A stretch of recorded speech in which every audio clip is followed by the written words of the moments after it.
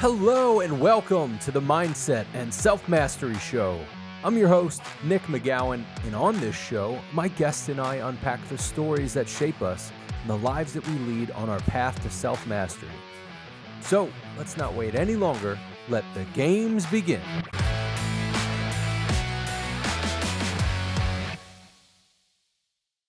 Hey, Kevin, welcome to the show. How you doing? I am doing well, Nick. Thank you so much for having me. We had a little conversation behind the scenes, but I'm excited to see where we go in front. Yeah, exactly. Especially, man, I love having another podcast host on the show. I have them every so often, and it's stuff like that where you start talking about the shit that we talked about right before, just like a normal podcast host. So, dude, I appreciate it. And you've had your show for a long time. You're what? Well over 1,000 episodes at this point, right? Yeah, as of today, 1,141 we recorded this morning. So yeah, we are across the threshold that I never thought we would get to. Wow, that's awesome. So that's one of the reasons why I wanted to have you on here. But as the Mindset and Self-Mastery Show, there's a lot of shit that you've gone through that we'll kind of get into. And with you being 1,100 plus episodes, and I think you're going to be number 63 for me. So I've got a little ways to catch up with you. But Kevin, why don't you set the stage for us, man? Tell us what you do and one thing that most people don't know about you that's maybe a little odd or bizarre. Yeah, so I am Kevin Palmieri. I am the CFO, the host, and the founder of Next Level University. We're a global top 100 podcast, 1,100 and some odd episodes, top 100 show, listeners in 125 plus countries. Honestly, that is really me in a nutshell. I am a podcaster first, entrepreneur, speaker, coach, but that all really comes second to me. And I would say something that most people wouldn't know, because I don't have a ton of followers on social media, is I like rapping. I love rapping. I feel very comfortable in front of this microphone, and somebody who never had any musical inclination, if you give me an hour to bust out some bars, I can usually do it pretty well. Where did that come from? Did you grow up listening to rap? Were you in a household where your mom just had like 80s rap just blasting? No, it's interesting. I remember, and this was weird. I remember Nelly dropped an album called Country Grammar. I believe that was one of his first albums. And I remember I listened to that in my bedroom with my mom, the unedited version. And I was like, this is unreasonably uncomfortable. Good album. It was a good album. But I remember, I'm assuming you were on AIM, AOL Instant Messenger. Oh, yeah. I was virtual with a buddy of mine, and we said, hey, let's try to rap. Like, I'll say cat, you say fat, I'll say bat, you say pat. Let's just rap words or rhyme words back and forth. And when we started to get into like 2, 3, 4, 5 syllables, I realized that I could do it and he couldn't. And that for me was like, oh, maybe I'm good at this. Like, I understand the syllables. I understand the way it's supposed to flow. Okay, cool. And then I started just writing on Facebook notes. And that was really kind of the beginning for me. What a cool thing. So do you actually, do you have an album that you're either dropping or you want to tell us that you're like, I did this album like 10 years ago? No, I think at some point I probably will, honestly, but it's hard, right? There's so much going on that I don't want to take time away from the main thing to do something like that when I know in the future I'll have the means and the time to do more of that. So in the future, Nick, I will send it to you first. Until then, it will remain behind closed doors. Well, it's interesting that you say that. You know, I think there's a thing about being passionate about what you're doing, loving what you're doing. But you, at times, at least for myself, and a lot of people I talk to, they need to step the fuck away at times. Like, have you ever found yourself just kind of beating upon something where it just takes you focusing your energy a bit differently, maybe rapping or something, just to be able to kind of get out of that space that you're in? Yeah, I'm a big mixed martial arts fan. So when there's fight cards on, I'll work in the morning on Saturday, but then I kind of shut it down. But the thing about it is, in a way, the goals that we have are dictating the day to day. So honestly, no, I haven't shut it down in 5 years. Really, like I haven't taken a day off in probably 5 years, because the mission that we have is to change the world. And it's not going to happen if I'm out here BSing and hanging out. There's a lot that has to go into it. So, but I always try to preface that with, look, if your goals are going to dictate the journey, and it's very important that you understand that, especially when you're setting big goals, but also if you want to be a millionaire, quote unquote, that might not be as challenging as you think. You'll be able to do vacation and have weekends and go to the kids' soccer practice or whatever. There's an important understanding that your results that you want are going to dictate the journey. And I try to make sure I'm focused on that. Yeah, that makes sense. And I'm sure you're also smart enough. There are times where you just go, all right, I don't want to do this anymore. But you talked about being able to step away. So kind of thinking through a week when maybe there's like a UFC or something like that. On Mondays, you're like, all right, maybe I need to crunch this a little quicker because I don't want Saturday to come bite me in the ass when I just want to go watch that. Yeah. Yeah, 100%.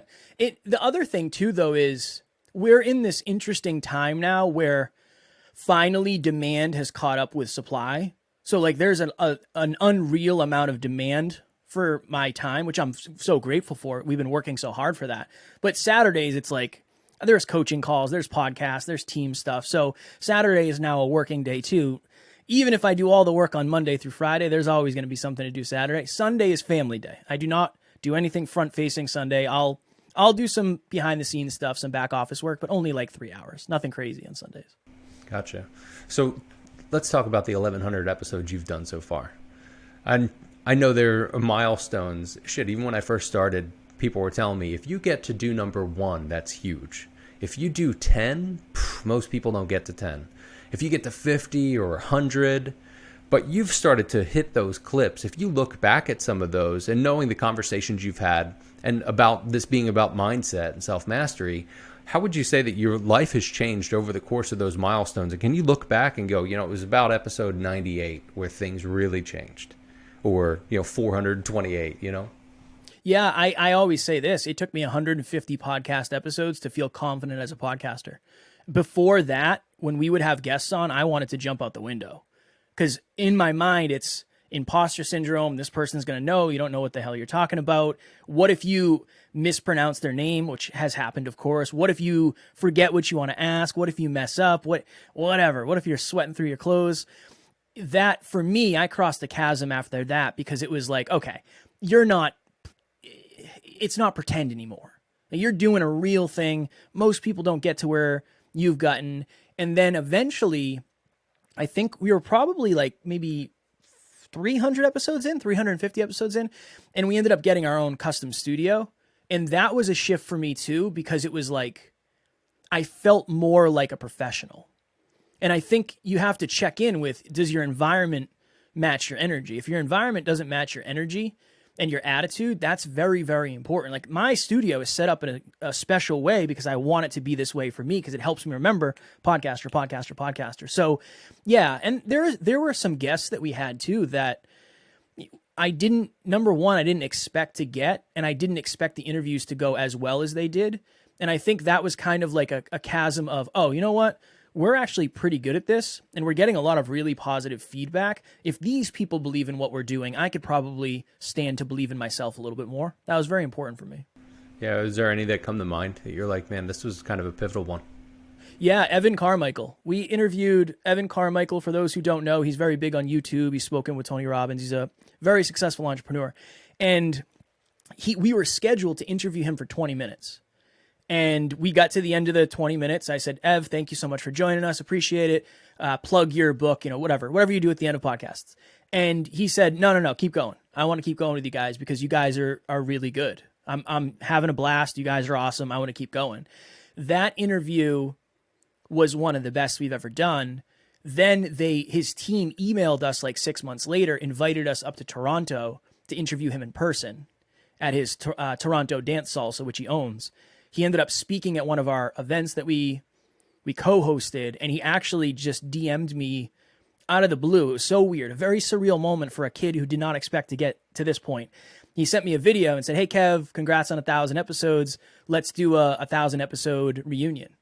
Just reach out to the team and we'll get it booked. So somebody at the beginning that we wanted as a guest and weren't sure if we could get is now DMing me saying, hey, I want to come back on. So that, yeah, it's come full circle in a lot of ways and it feels really good, but it's just a reminder in the beginning, you can't expect much. It compounds. It takes time. It's just par for the course.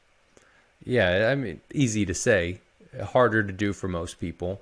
But as you get further and further and further, I'm sure at some point, have you experienced where you're like, well, I fucking come this far. Can't really turn around now. Can't really shut it down. So you're already in it. Does that bring a different set of problems mentally at that point? I made $100,000 when I was 26, and I ended up sitting on the edge of a bed debating suicide because I was so miserable with my life.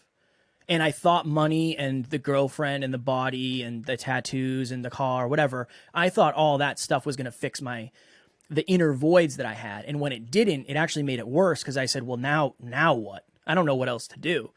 So when I left that job, I told my mother and I told my grandmother, I said, I will never punch a clock for somebody else ever again. I will either succeed at this or I will die trying.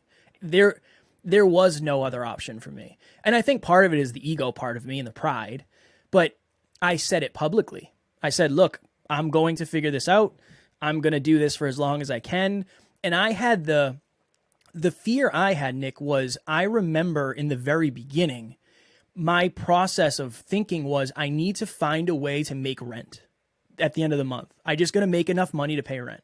I got to make enough money to get this car payment down. Like that was where I was. I was in the pool. I was so obsessed with just learning how to swim. I didn't want to go back. I was so afraid that one day I was going to wake up and have to go back. I was terrified of that. And I think that made me do a lot of things that I probably wouldn't have normally done. Learning sales, learning about money, going so far outside of my comfort zone to the point where I was having panic attacks regularly. I don't think I would have done any of that stuff. So it's a pressure for sure. It's a heavy, heavy, heavy weight, but I don't know that I would have succeeded any other way. Because I think I do think if I had a plan B, I probably would have taken it because it got hard. I mean, it was, there 2 years in a row, I couldn't buy Christmas presents for my girlfriend. She's my wife now, but I couldn't afford Christmas presents. My car broke down and I was literally driving to the studio with a car that the brakes barely worked. There was a hole in one of the pistons. So every time I stopped, it would stall. Or anytime I was going like below 10 miles an hour, the car would just stall. And I'm driving an hour to the studio 3 times a week to record episodes. And I was in debt a ton. I had creditors after me at one point. It was brutal. It was brutal. So if I could have gone back and I had an out, I might have taken it. So I'm very grateful I didn't in retrospect. Yeah. What a thing. You're like, oh, thank God I burnt all the ships. All of them are done. Yeah. It's an interesting perspective, man, especially being so far into what you're doing. I know there are a lot of people that are debating that jump from either their job they have now or from the business they have into a different business. And there are oftentimes I get asked the question, like, how do you know when to do that? How do you know when to actually go forward and do that thing? So what sort of advice would you give those people? Yeah, I always say pick your mud. So anytime you're transitioning from one thing to another, there's a couple different pieces of mud, or I guess paths of mud you could have. And number one, you leave the safety of what you're doing and you risk being broke and you risk circumstantially failing. If you have a family, you have a home, you have a mortgage, you have car, you have kids, that's a different thing. So I always say pick your mud. And what I mean by that is if you're working 45 hours a week at something you don't like, then start working 5 hours a week, something you do. And then get that 5 hours to 10 and that 10 to 15. Is it going to suck? Yeah, absolutely. But is it going to suck as much as you doing something you don't like for the next 25 years? No. That's the mud. The mud is there will be discomfort from discomfort to happiness or joy or fulfillment, whatever it is. But most people only see, I'm unhappy. It's going to create more unhappiness for me to try this. I don't believe it will be worth it. So yeah, number one, you have to believe it will be worth it. If you do not believe the shift will be worth it, you will not do it. And you have to figure out what level of mud is the most sustainable for you. Leaving a 6-figure income for most people to become a broke podcaster is not sustainable because I didn't have kids. My car was paid off shortly after I left. I lived with my buddy. I was paying $500 a month for rent. So I set myself up circumstantially. My mud was being broke. Other people's mud might be staying at the job a year and a half longer than they want to. But yeah, you really got to get very, very clear on the mud that you're willing to crawl through and ask yourself, do I believe it will be worth it, my bones? Because if you don't, you will not continue because it doesn't make sense logically as a human being to do something you don't believe will be worth it. Well, logic, when you're talking about crazy people, doesn't really matter. They don't fucking care. They can't handle it because they're not logical. So it's funny. I have conversations at times. I'm like, well, is that person being logical with you, or are they being crazy? They're like, they're fucking being crazy. I'm like, well, how do you deal with crazy? With crazy. Okay, got it. And, thinking about even on yourself, when you think about that, if you're in a spot where you're like, I want to get out of this thing, or I want to do this. Now, in your case, were you let go, or was that something where you literally had to shift yourself out of it? Like, I have to pull myself out of this thing, or it's all going to fucking end. Yeah, no, it was at that point, I was already mentally out. I was calling out of work. I was leaving the job site early. I was showing up late. I was already mentally out. And what happened was I was working a job. So the vast majority of the work that we did was on the road. So I lived on the road. The year I made the most money, I lived on the road for 10 months. Every single week, I lived in hotels. After that year, we were doing a job close to where I lived. So I was able to commute. And I remember I called my company. I said, hey, you don't know this yet. I don't know how you messed this up, but we're not working second shift on this job. We're working first shift. And I can't do that because I have prior commitments, AKA the podcast. And I was told I'll be working second shift. And they ended up calling me back and saying, like, we're going to have a problem if you don't work this shift. And I said, I don't care. Like, whatever problem we're going to have. I'm not coming. I have podcast stuff to do and I'm going to do that. And wherever the chips fall, they fall. And then they messaged me later that day or the next day and they said, hey, do you think we should part ways? And I said, yeah, I don't think this is going to work. It's interesting how when your priorities shift, everything else shifts. Like the way you'll accept being treated shifts. The level of your self-worth and how much you value your own time will shift. You don't want to get jerked around. So for me, it was very much a grow-up moment of, look, I do not want to do this for somebody else for the rest of my life. Like the fact that I have something very important to do and I can't do it because you messed up, that's not fair. And I may never get this opportunity again. So what that was we were working out with one of our friends. Her name's Catherine Nash. She's very big on Instagram. And we went to the gym with her. We later interviewed her, and that was our biggest episode at the time. That was the biggest episode we had for the first couple of years. If we didn't go to the gym and then end up interviewing her, I can tell you with certainty we wouldn't be exactly where we are today, for sure, 100%. Wow. And you wouldn't have had that had you not gone through all the stuff that you'd gone through. But that takes you knowing inside when things are no longer acceptable. Like I feel like you get to a point where you're like, oh, that's that point where this is no longer happening. This is no longer allowed. And then being able to make that shift. So that's huge, man, especially being able to look back at that stuff. Now, when you think about let's take those couple years where you're going through, like, that you're doing the thing and you feel like you're doing the right things, but you've got, a POS that you're driving and some shit that's going on, and just how do you manage in those moments knowing, look, I need to just keep going and keep doing these things, but did I make the right decision? I tried to lean on the people around me. I'm very blessed because my business partner is just one of the most intelligent human beings ever. He's just a genius, and he understands everything's going to work out because he reverse engineers everything. I didn't know that at the time. I didn't understand that. But I remember I just talked to people. I had very, very good humans around me. The two people that I was closest to were both entrepreneurs. They both understood. I was living with my best friend who was becoming a real estate investor. So I literally helped him flip his first house together. Like, we did it where we lived. So there was a lot of camaraderie with the people I was around because we understood what each other was going through. That really was the biggest thing for me. And honestly, it was the belief that ultimately, no matter what I went through, would be worth it. It was the belief that we're going to figure this out eventually. And when we do figure it out, none of this other shit's really going to matter. Like, I'll be able to pay off my debts. That's not a big deal. Just survive.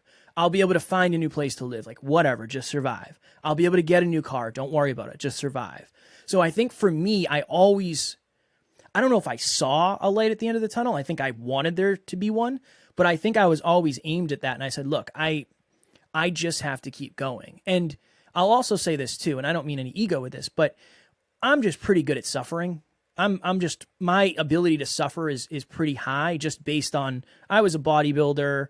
I've been in the gym my whole life, grappling, Muay Thai, that kind of stuff. Like, you're going to suffer quite often when you're putting yourself in those physical situations. So I have a pretty high threshold for pain, which if I didn't, I would have quit a long time ago. Yeah. Where do you think that comes from? Is that an innate thing, or were you kind of raised in that? What I lacked in skill and size, I made up for in durability and resilience. I was a really good baseball player, but one of the reasons I was good is because I was reckless. I remember in one of the games, I did a front flip over the catcher because he was holding the ball, and I did a front flip over, and I landed on my head on the plate, and I was safe. But that's one of the things that I had that other people just weren't willing to do. When I did something, I did it full out.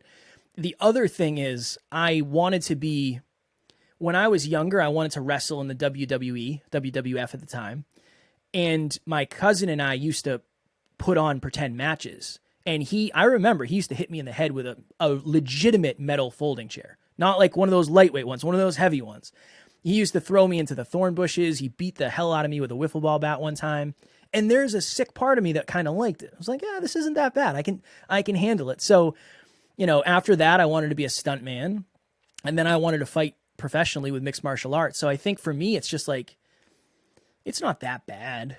It's, if there's an end to it, it's not that big of a deal. You have tattoos. I'm sure, like, when I sat down to get this done, I was like, oh my God, I have to sit for another 5 hours. No way am I going to make this. But as you get closer to the end, it gets a little bit easier. So yeah, I think for me, what I lacked in skill, I could get through with just pure resilience. And that's really served me later in life. Even that job I had, I remember we would wake up at, 2 a.m. We would drive 5 hours to a job site, and then I'd work an 8-hour day, and then I'd go to the gym. And that was like normal. That wasn't pat on the back, good job. That was like, that's what you do. That was just kind of normal. So I think a lot of that I've adopted to today. And that's just a great message for everybody out there, of the fact that you might be doing something right now that you absolutely hate, but you might be putting things away for later, right? You might be putting money in the bank for skills that you might need later. And you never know until you reflect, but it's possible. It's very possible that's happening for you too.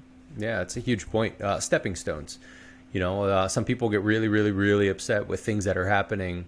And it can be easy to be like kind of a fly on a wall and be like, yes, but from my perspective, I can see these things. But when you're in it, it's difficult to see that.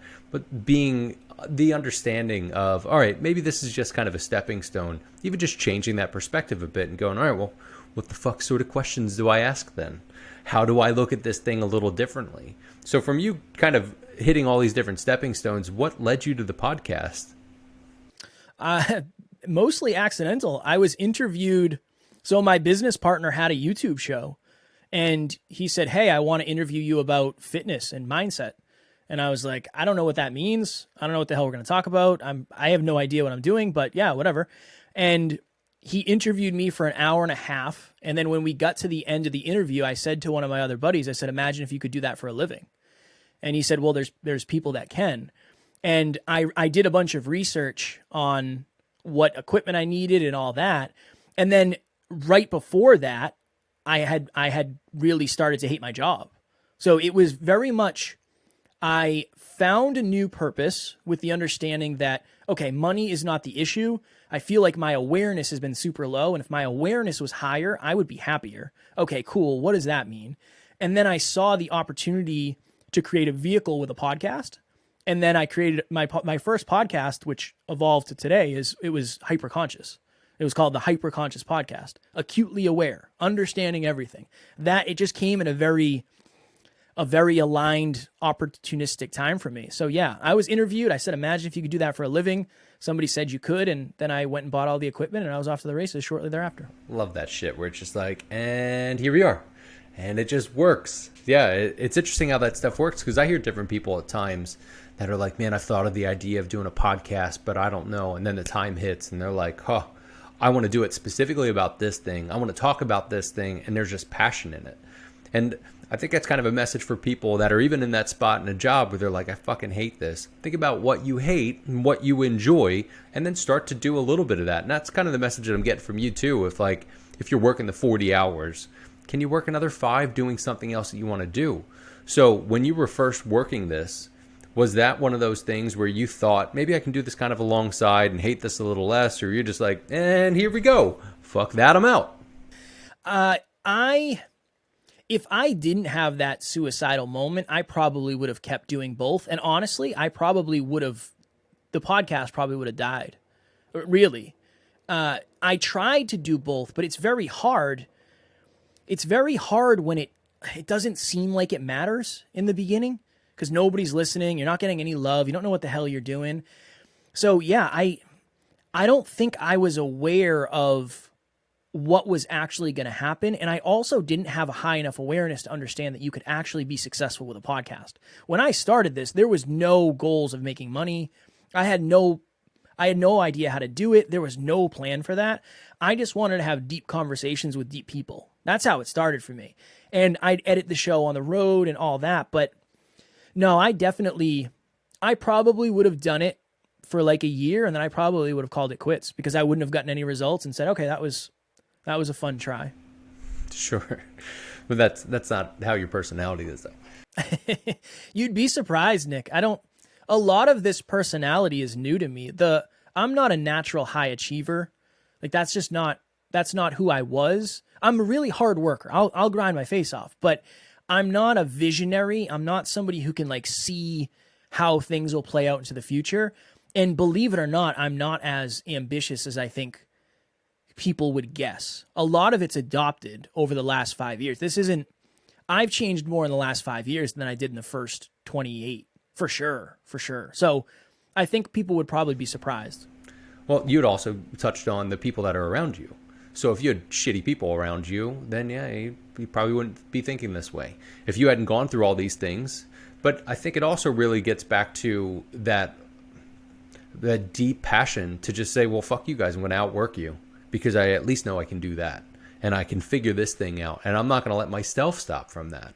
But I want to touch on the suicide stuff. So when you're in that moment, not even the suicidal moment, but the moments that were hovering around it for the weeks kind of leading up to it and all that sort of stuff, I feel like that's one of those pieces that people are aware of, but they don't really talk about it. Almost like when you think about a cell, you understand there's the nucleus, but you don't think about all the stuff that's around it that's leading up to it. And that's really where the signs are and the stuff that's happening. So I know that it can be a breakthrough, like it was for you and like it was for me, but some people it's not. So leading up to that, what were those sort of things, looking kind of like from a third-party perspective? Could you see that was outside of that you would be mindful of at this point? Yeah, it's interesting because that wasn't the first time I had those thoughts. That was just the furthest those thoughts had ever gotten. I remember I was home. We lived in Boston. At the time, it was my girlfriend, myself, and we lived with another couple. And we had this really nice apartment. There was 3 stories. We had the loft upstairs. And one day I was home alone. Everybody else was at work. And I was just playing Call of Duty on the bed. And I had this moment where I put the clicker down. And I just remember thinking, if this is what life is, I don't want to do it. Everything is gray and I'm depressed and I'm not excited about anything and I'm anxious all the time. And if this is what the next 70, 80, 90 years of my life are, I don't want to do this. This is brutal. This sucks. So my girlfriend came home that night and I expressed that to her vulnerably. And she recommended I go to a therapist. And I was like, no way. No, I don't need a therapist. I'm fine. Everything's fine. And eventually I did. I went to a therapist in downtown Boston. And I remember walking up this spiral staircase in this old building, creaking, and I'm thinking, I'm going to cry. I don't want to answer these questions. It's going to be brutal. And it was honestly one of the best experiences of my life because what happened? I learned more about myself. I left there with a higher awareness that I walked in with. And when you're more aware, you have more opportunity to make changes. So when that happened, I thought I was healed because I went to therapy 5 or 6 times and I was like, I'm good. I know everything now. I know all about myself. We're good. And I think what happened was I was so burnt out. I was underslept. I was eating like garbage. My fitness was on point because I was working out a lot, but I don't think I understood physiologically how much damage I was doing to my body. And then that was just taking a toll on my mental health. So I probably would have said, Kev, you're living like a rock star, but you don't have any of the rock star benefits. Like you need to sleep. You can't stay up for 35 hours in a row. Like that's bad. That's very detrimental. And I was doing that often. So I think I probably would have tried to get to the root of your lifestyle is very toxic and that's not helping your mental health. I think that would have been an interesting thing to understand and recognize earlier. Well, now that you recognize it and you understand it, what does your lifestyle look like now compared to what it looked like before? Yeah, I have a non-negotiable amount of R&R. So I try to do, I guess the goal is 80% on, 20% off. So if you figure if you are sleeping 8 hours a day, then that leaves 16 hours for you to do activities. So 10% of that would be 1.6 hours. 20% of that would be 3.2 hours. So 3.2 hours of R&R a night. I don't get that. I'm probably at like 90-10 right now. So I get like an hour of R&R every night where I get up at, when I'm on, I get up at 4:30. I'm at the gym by 5. I'm home by 6:30, in the office by 7, and then 7 to 7 most days. But then after that, it's just my phone stays in the office. I don't bring my phone into the bedroom. I spend time with my wife and we watch something, we eat in bed, we have deep talks. So it's a lot. It's a lot of output, but, and this is important for everybody. My favorite question to ask is how aligned is your grind? The being on a bunch of podcasts and doing 7 a week and being on 15 shows a week too. Yeah, it's a challenge. 1, it's easier than it's ever been. 2, I just have so many reps in this arena that it takes less of my conscious energy and effort than it would somebody who's never done it. So my grind is the most aligned it's ever been. And that's one of the reasons we're getting the results we're getting, but it's also one of the reasons it's sustainable now too. So that's important to note. That's a big thing right there. The alignment of your grinding and how you go about it. I think to the people that I talk to that are like, all right, this is the first show or the second show that I'm doing. I'm a little nervous. And from the host perspective, I've got to kind of love on them. Be like, you're fine. Everything's going to be great. You're going to be great. This is wonderful. We'll go through stuff. Then there are people like yourself that are like, you could probably be sleeping right now. And we wouldn't really know. Like, you would just be having these conversations, but meanwhile, you're just completely passed out. Just because you've done it so many times. It's like when you think about driving to the store. Like, you don't think about driving to the store. You're magically taking your groceries out back to the car, and you're like, oh, shit, I've been here for 45 minutes. What? Yeah, a lot of it's subconscious, right? When you practice something 1,500 times, the pathways are just connected. I usually don't know what I'm going to say. I don't really know. I don't know what the questions are usually. I don't look. I don't even look.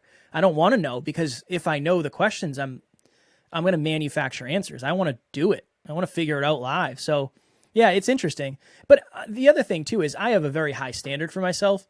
That's an interesting thing too, where I don't care if somebody else thinks my 2 is a 10. I know my 2 is a 2 and I want to make sure that I try to over deliver. That's always my goal.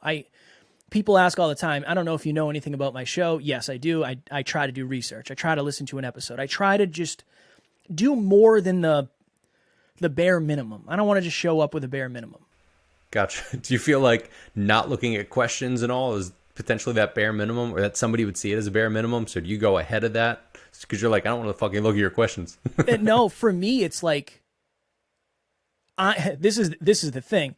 Most people, I know you're not sending those questions for me. I know you're sending them for yourself.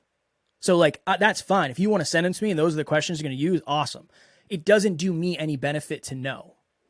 Because I would rather say, honestly, Nick, I don't think I have a good answer to that. Rather than like research, okay, what are the 5 things that you should be doing to build momentum? They regurgitate it.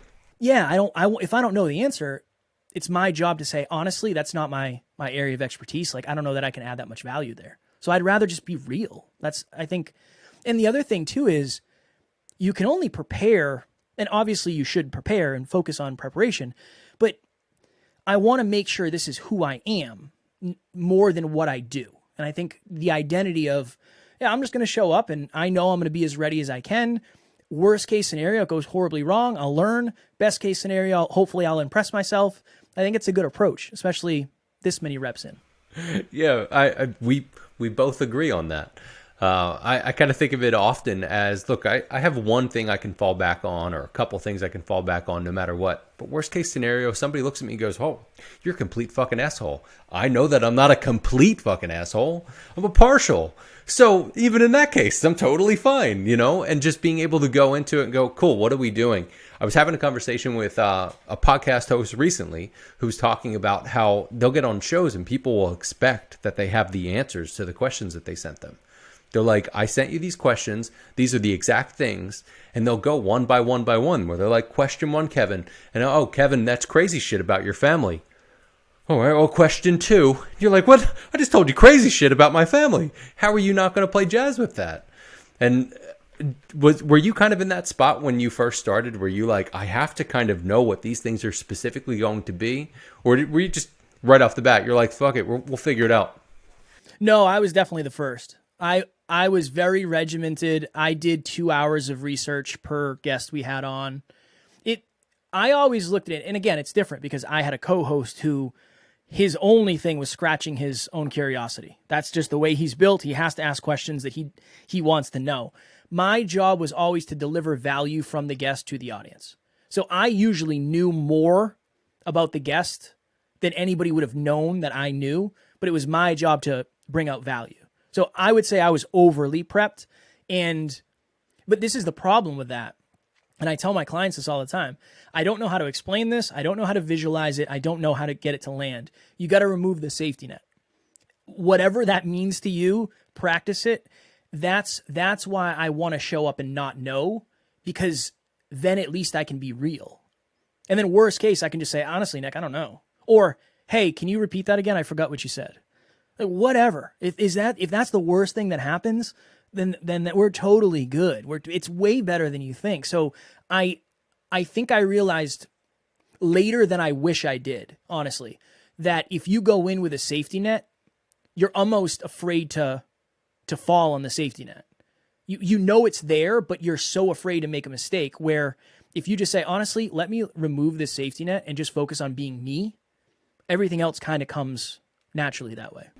Yeah, what a great way to look at that, especially to be able to say, like, well, I don't know. Next question. Or, what's the worst thing? Like, a lot of people will think, and this just kind of goes for almost like a metaphor for life in a sense, where they'll think, oh, if I do this or if I do that, or if I have this conversation with my wife, or I have this or that, like, they're going to turn into some giant, hairy, scary monster and just bite your fucking head off. Most times that's not going to happen. If it does and there's an alien invasion, that's a completely different set of fucking problems. Then, like, your argument no longer matters. Man, we've gotten into a lot of stuff. I want to be mindful of your time. I appreciate you being on the show today. What sort of advice would you give to the audience that's on their path towards self-mastery? Yeah, this is one of my favorite things in the world, and I'm very visual. I guess I'm philosophical with certain things, but one thing that stuck with me for the last 5.5, 6 years, your reality will become the parts of your imagination that you hold on to and pour into the longest. In 5 years, 10 years, you will be in a different place than you are today. I just want it to be the place of your choosing. And don't forget that the imagination is a powerful thing. I was just a kid from a small town who wanted to have a podcast, and I wanted to be my own boss. And that's the thing that I focused on. That's the thing that I poured into. That's the thing that I prioritized. And that's the only reason I am where I am today. Trust me, there was very little luck involved, much to my surprise. So make sure you're focused on the things that you want and not the things that you don't want, the things that you desire, not the things that you're afraid of. I think you're going to be in for a different future if you can focus on that. That's awesome. Kevin, I appreciate you being on. Thank you for sharing your wisdom, man. Hey, where can people find you and where can they connect with you? Yeah, so I always send people to the podcast. That's where you'll get to know us at the deepest level. Next Level University, we're on all the podcast platforms as well as YouTube. And then if you want to reach out to me, my handle on Instagram is @NeverQuitKid. I do all my own social media, so you will hear from me, probably an audio message or a video. I want to over-deliver if I can. Good stuff. Again, thank you so much for being on. I appreciate it. My pleasure, brother. Another great conversation on today's episode of the Mindset and Self-Mastery Show. So, what did you think of the show today? I'd love to hear your thoughts, and check out the Instagram or Facebook page to join the conversation. If you enjoyed the episode, please jump over to iTunes and subscribe, rate, and leave a 5-star review. It helps us be found and helps others be healed. If this episode opened your eyes, made you think, or smile at all, then I'm sure it'll do the same for your friends. And check out the show notes for more info from today's episode, and check out other episodes on themindsetandselfmasteryshow.com, as well as our YouTube channel. Just go to YouTube and look up The Mindset and Self-Mastery Show. Thanks again to our incredible guests for being real, honest, and vulnerable with us today. And I'd like to thank our sponsors. And most importantly, I'd like to thank you. Thank you for hanging out with us today. Your support means the world to us. And with that, remember, your mindset matters, and so do you.